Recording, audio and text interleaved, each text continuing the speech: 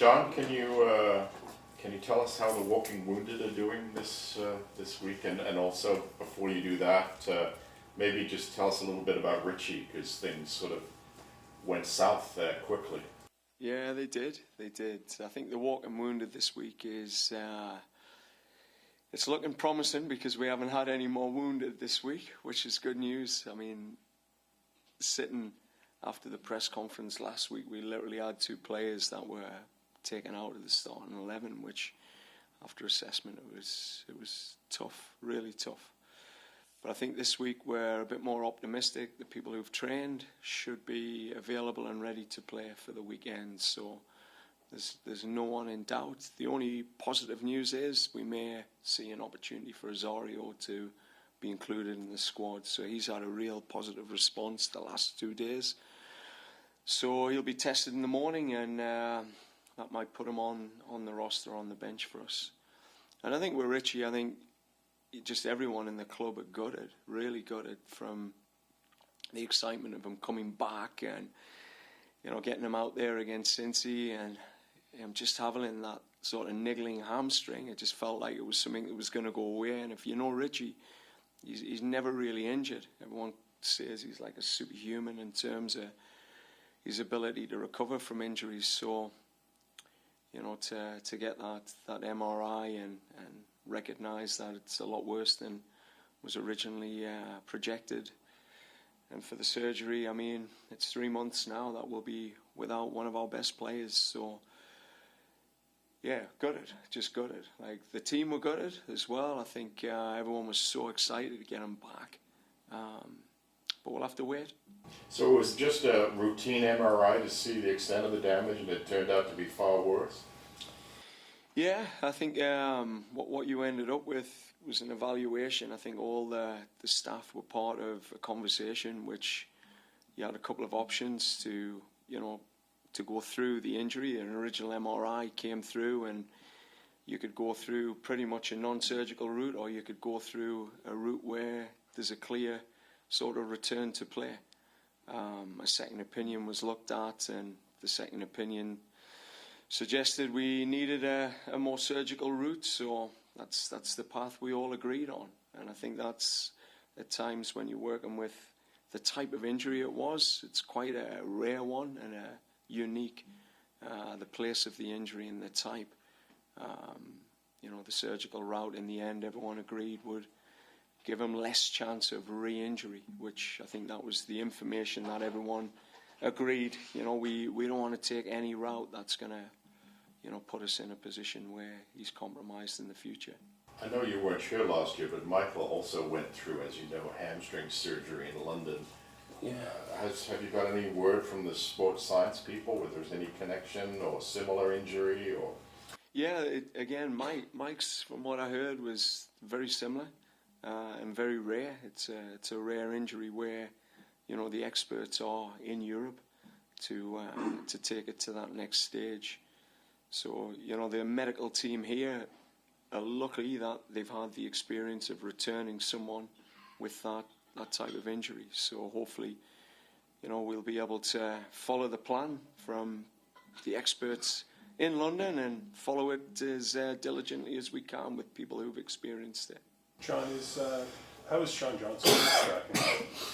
Tracking well. I'd like to say he's ahead of schedule, but with everything, when you're in those sort of 33-year-old years, you just got to take it one step at a time. But he's progressing well.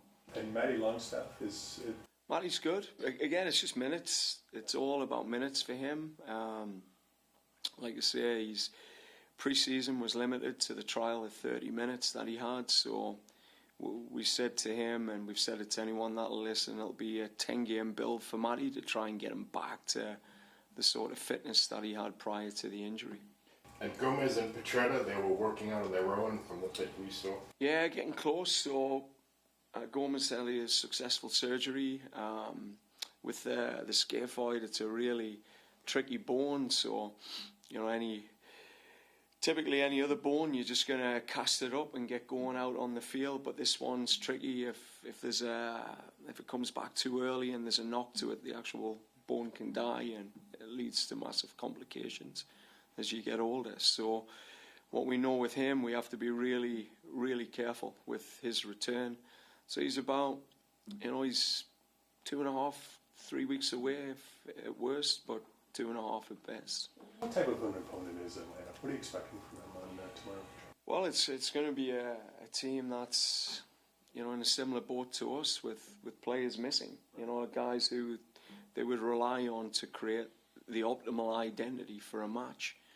But listening to the coach, I always try and tune into the interviews, and he's pretty determined to play the way he wants to play in Toronto, to get on the front foot and control the game. And I think that's good for us. I think when we played against Charlotte at home, we knew it was going to be direct, second phase, an ugly match, and you're going to play a style, they're going to press you, go front to back quickly. But we know this team are going to play, regardless, maybe the conditions might impact how direct they are, but they're a team that want to play, they have a clear identity, and I think that makes for a game where it's going to be more open, more spaces available to both teams. So I just expect it to be more end-to-end, but more possession-based for both teams. Alejandra's father didn't do you many favors calling up Debbie. How much of a blow is that? It's a big blow, but when you sign international players, you know that that's part of it. It's part of, one, what keeps them motivated, and some of the levers you're pulling as a coach to keep them performing at the highest level. And like I say, for Ali's dad, he was a great contact that we had to be able to assess the character of that player.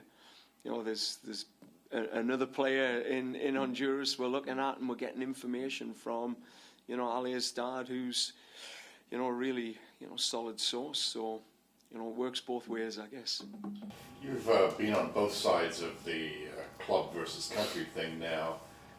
What are your thoughts about MLS playing through these international windows? I mean, Atlanta's missing 6 players. It's crazy. I just think it's, as an international coach, it used to drive us nuts, because you'd be getting the phone call inevitably.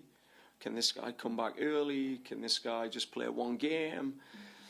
And you only see players for 2 matches in a 3-month period. You're trying to build chemistry, give people opportunity. But yeah, it's a tough one. It's definitely something you'd want to see, moving forward for the integrity of the league and the brand and the product. Atlanta, should be coming here with Almada and, the top players. It's what we want to see. It's what the fans want to see. It's disappointing. But I mean, given our walking wounded this week, it's worked out for us, and I think it'll be a game where it'll be more open for both teams, as opposed to one team maybe having a more dominant posture because of the quality that they had.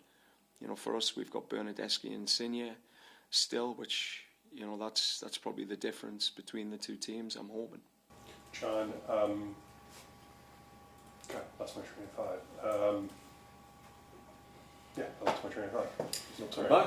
John, I don't know if you... Sorry, I'll step in. Yeah, go ahead. I don't know if you want to address this, but a lot of us were interested when Mauro, on his call announcing the roster for the Trinidad game, talked about the need for a cultural reset within the team.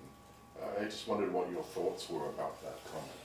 I think it's important that any new coach looks to stamp their mark, and the cultural reset is you've got a group of players that took the team to here, and there's a 3-year period where, as a coach, you've got to look at who's going to get the team to there. Is it the right time to do that? That's not my debate anymore. But, I always respect Mauro's decisions, opinions, what he says, and he's the man that's been involved in that team for 5-6 years. So I think he knows more than anyone what's needed. So if a cultural reset's required, let's get after it. Reset the culture. Good luck. I remember now. Just wanted to get your thoughts on the thinking behind sending Luke Singh on loan to Ottawa. Yeah, Luke, he had a big opportunity for us in the pre-season. He played a lot of minutes in the pre-season games. For us, we were very clear with all players. There's profiles that we're looking at. that's going to take TFC to that next level in the future. And you have to be as close to the bullseye on that profile throughout the pre-season. Luke, he took some big steps, but not the steps that I think we were looking for to have an impact in this team this season. Can we ask about the Trialists? John, it looked like there were some new faces today. Yeah. What can you say of anything about the Trialists? I mean, just to protect them. I mean, we will not be releasing their names yet, but what I can say is they're young players that have been formed in Premier League academies that have a similar tactical blueprint to us, and they're in positions where you can see. I've seen there's gaps in certain profiles that we have currently. So for us, it's just keep trying to close the gap, and if Trialists are offered, and we're starting to build some good links with people in Europe that we feel the profile, the tactical blueprint, we can maybe find some younger players that we can give opportunity to here. So, the trial will be for another 10 days, and they'll take a game in, a friendly match against Halifax for TFC 2. So that's a good opportunity for me to see them in that match. It's one or two players? Or? It's two Okay. players, yeah. And you said earlier you were looking at prospective newcomers from Honduras.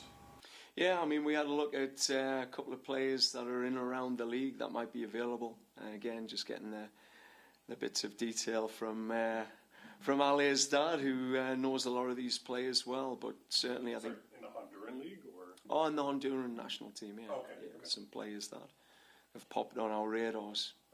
John, just to recap then, you think that the injured list may be a little shorter this week than last week, or do you think it's about the same? I think we're... Yeah, I mean, if Ozil comes back, we get one back in. Yeah, just one back in. I mean, Raul's still out, Nixon's still out, Richie, and Sean Johnson. So Ozil, Derby away, and Ozil's is hopefully he'll be tested tomorrow. So it might be One added. Yeah, fingers crossed. But that's not to start the match. I mean, that's to be on the roster. Yeah.